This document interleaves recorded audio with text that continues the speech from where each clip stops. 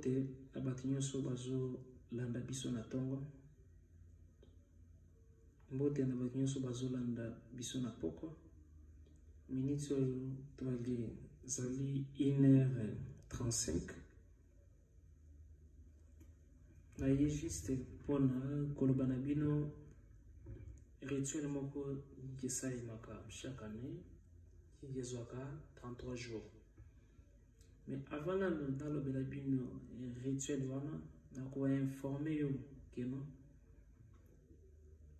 chaque année nzamba tsaka ange archange oyo ako diriger année mobimba ataka pe démon oyo ako zala comme opposé na ye, donc majorité na opposition na chaque mois ezaka na ange nango ezaka pe na démon nango na chaque journée ezaka na ange nango ezaka pe na démon nango na chaque 20 minutes ezaka na ange nango ezaka pe na démon nango.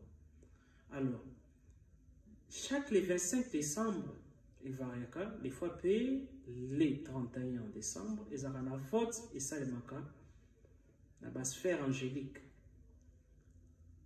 baponaka par rapport à numéro ya année, supposons 2020, bako voter nanyo yo bako nommer pour na gérer année ya sika.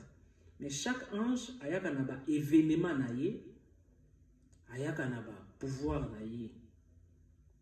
Alors pendant que année ye bandi ya sika, ezaka na ba parole, na ba prière, ya ko réciter kaka pendant 33 jours. Pour na etsayo en harmonie, en bonne relation, na ange ba dédié pour na année. Par là, ange année a kosala ke année na yo, ezala protéger, ezala béni, ba faveur ezala na sima na yo.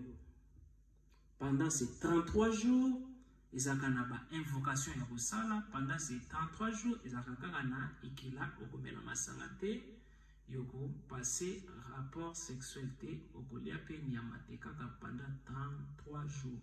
Mais ezali na ba prière okosala ba prière moko spécial. Alors mutu nyonso aza na besoin ya kozwa ba prière wana spécial.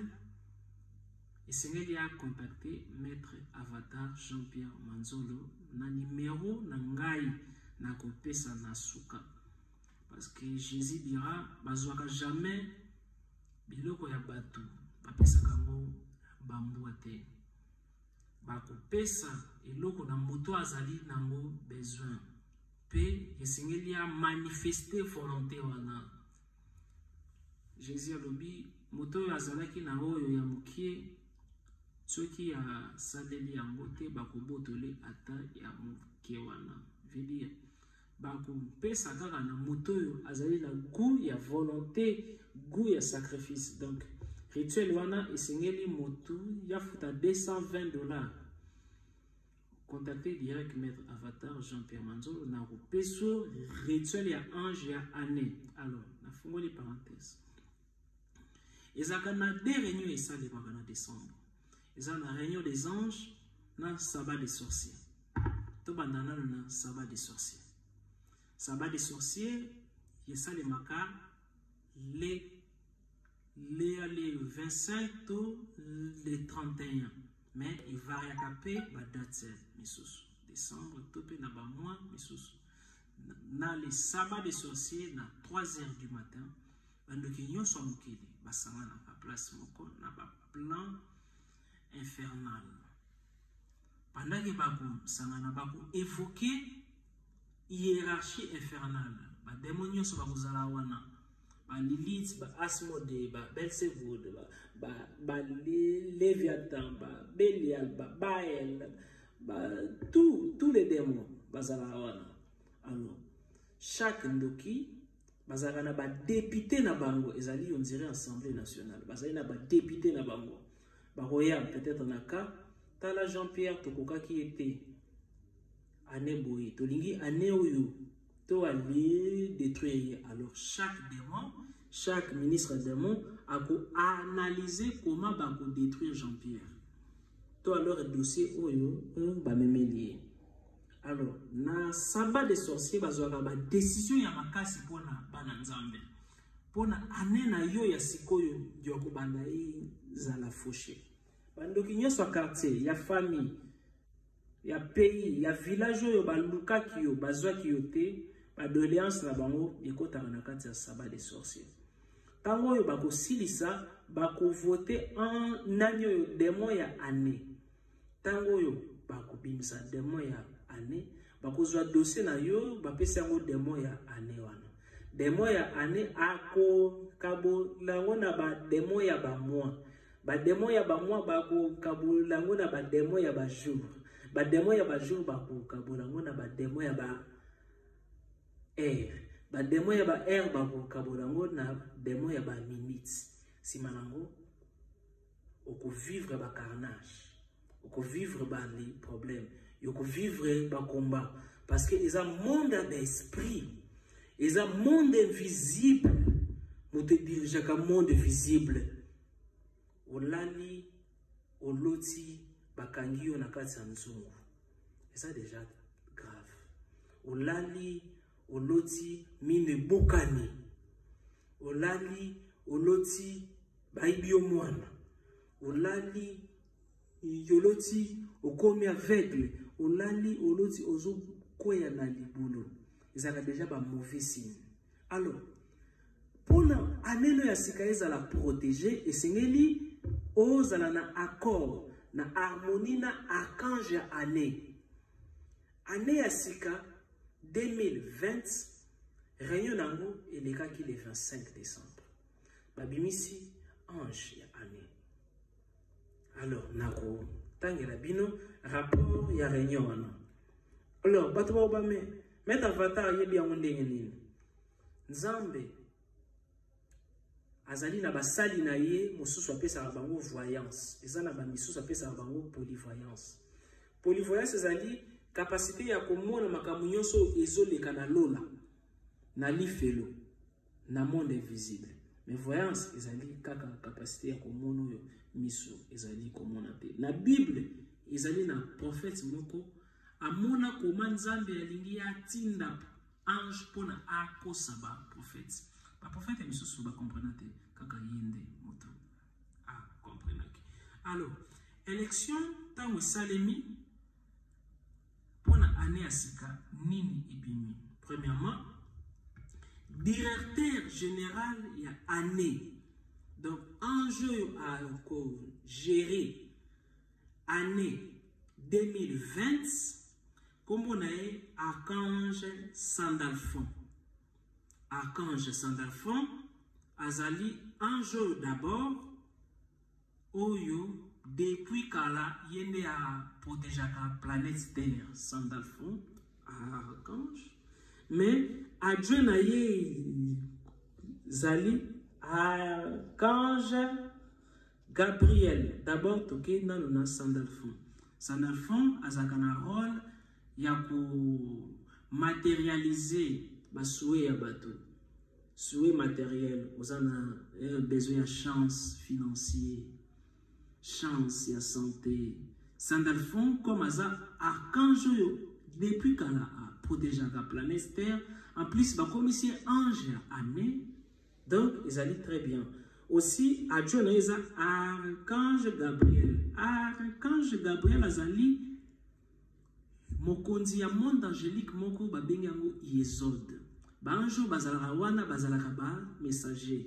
Na chaque 5 heures, minuit, 4 heures, 5 heures, 12 heures, nzamba tindaka ba révélation. Pendant que biso tozaka ya kolala. Alors ba révélation ne yaka na ba ange messager. Ba asmali mwana. Alors ba ange messager wana bazali na chef na bango kombone Gabriel. Alors Gabriel wana nde batseye adjoint ya Sandalphon pour ko gérer année 2020. Mais est-ce qui wana te batseye ange moko yauti na planète moko komo nango Kakongo. Planète Kakongo. kombo ya ange wana zali Mwanda Congo. Chaque civilisation, chaque période, chaque peuple, bazalaka na ba ange na bango dominant. Mwanda Congo azali archange yo awuta na monde angélique oyo tobengi yango Kakongo. Bango batu balakisaka bakoko na biso bamayele bakimbangu baleki mpavita bale koko na biso ya kala periode ya ba Egypte bazwaki boyebi grâce ya extraterrestre oyo archange oyo Mwanda Congo. Alors Mwanda Congo oyo yazali chef ya étoile Kale Congo yende ya kozala comme exécuteur des sentences. Et la kisi yende mutu a kopinir batoyo bakokota na conflit na bana nzambe ba oyo bakozala na harmonie na ba ange ya ane soki qui oale simbi mutoyo asala ki prière à 33 jours oyo o salema bendenga molibili Mwanda Congo régent ya étoile ka Congo aza ange moko puissant ebele balobaka bongo biso ba ange jamba kombo na biso bazarate bazali connaissance ezali na ba secret belé makambo nzambe eleki bondoki na ngo nyonso.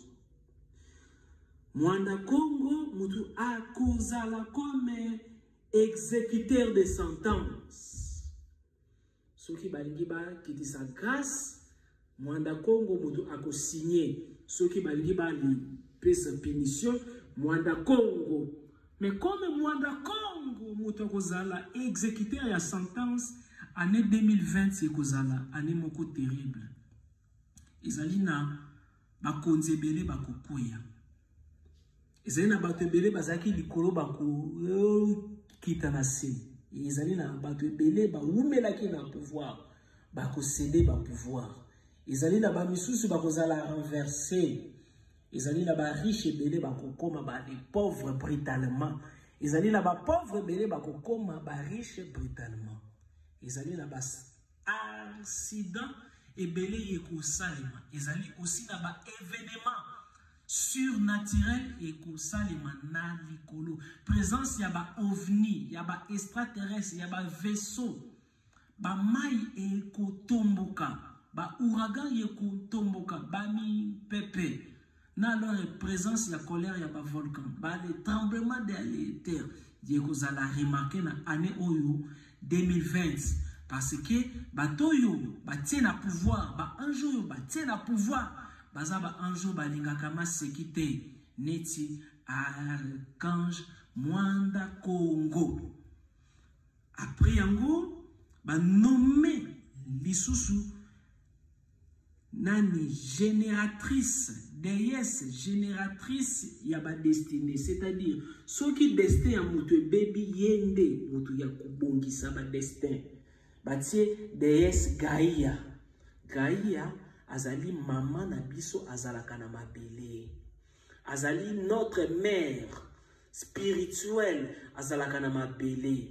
Alors ba misusu babengake Maria, misusu babengake Isis.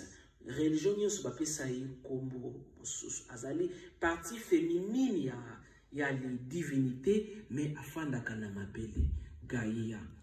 Mais na côté à gauche élection pays salemaki babimisi démon général ya année oyo ya lor ya kwali combattre ba ange année ezali démon Baël na archi démon Léviathan. Démon Baël na archi démon Léviathan. Aussi ndekonanga kozanga koyebeza liwa ya ndambo. Ndekonanga ezalaka na babiloko misusu ba negligaka te. $220 eza rien par rapport ya oyo yokozo. Yokoki ko ali zanga vie, yokoki ko ali kufela mwana juste parce que ozanga ki komi bomba, babenga kango komi bomba. Rituel on a kopesa motu nyonso akokonta tenga ezali pona ami bomba. Ane oyo ezala ane moko ya protection pona ye. Ya de moko ya miracle pona ye. Ba témoignage les rebelle. Na pesa bato ba fil rouge, ezali na ba bato ya sali accident alimo na kata motuka. Na pesa ba le pentacle, ezali na bato ba mona ba miracle. Na pesa ba photo ya Melchizedek, et ba mona ba photo ils ont bougé. Chaque jour ezalaka toujours na ba témoignage multicolore. Alors, la lingi yope aneo yo opère dans côté. La Bible dit, na moni bateau il fallait ba fanda na trône, ba fandi na se. Kasi bateau il fallait ba za na se, ba fandi na trône. Ba koki ko yiba yo destiné.